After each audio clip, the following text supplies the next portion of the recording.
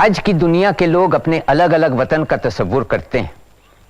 हमारी लड़ाई भी अपने वतन की आज़ादी के लिए है, लेकिन उन दिनों वतन की बात ही नहीं होती थी।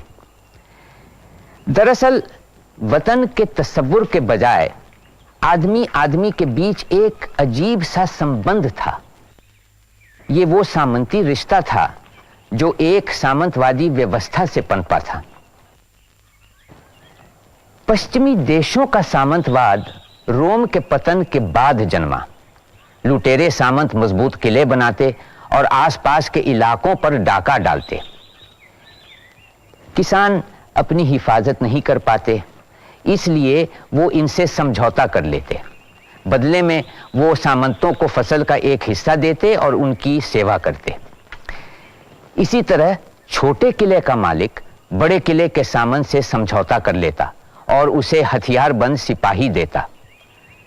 समझौतों का यह सिलसिला सामंती व्यवस्था की सबसे ऊंची सीढ़ी यानी राजा तक चलता।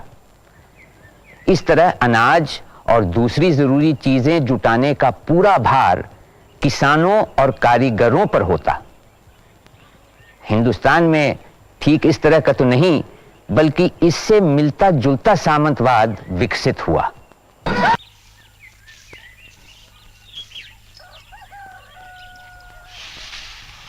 सामंती व्यवस्था में सबसे निचला दर्जा था खेतीहर मजदूरों का, जिन्हें साल भर बेगारी करनी पड़ती।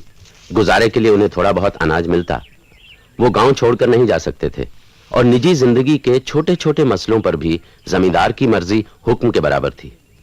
मास्ती वेंकटेश अयंगर ने अपने कन्नड़ा उपन्यास चिन्ना बसवा नायका में इन खेतीहर मजदूरों के जीवन की दर्दनाक तस्वीर खींची है।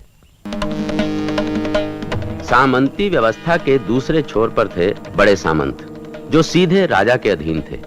उनकी अपनी समस्याएं थीं, जिन्हें हम सेलप्पा नायक के साथ घटी घटनाओं से देख सकते हैं। सेलप्पा पहले कृष्णदेव राय के दरबार में थे, फिर उनके भाई अच्युत राय के नायक बने। सेलप्पा उन ब्राह्मणों में से थे जिन्हें कृष्णदेव राय ने क्षत्रिय नायकों का बल तोड़ने के लिए उभारा था।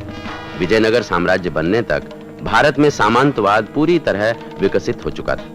इसकी शुरुआत गुप्त साम्राज्य के पतन के बाद ही हुई, जब केंद्रित राज्यों की जगह सामंती राज्यों ने लेना शुरू किया।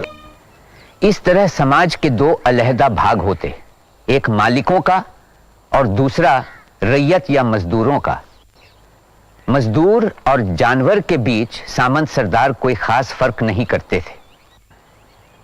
सामंती व्यवस्था में हक और जिम्मेदारी पर एक जैसा ध्यान नहीं दिया जाता था। अगर सामंत लगान वसूल करता था तो उसे रियाया की देखभाल और हिफाजत भी करनी पड़ती थी। लेकिन सामंत अपने हक तो जमाते थे, जिम्मेदारियां कभी पूरी नहीं करते थे।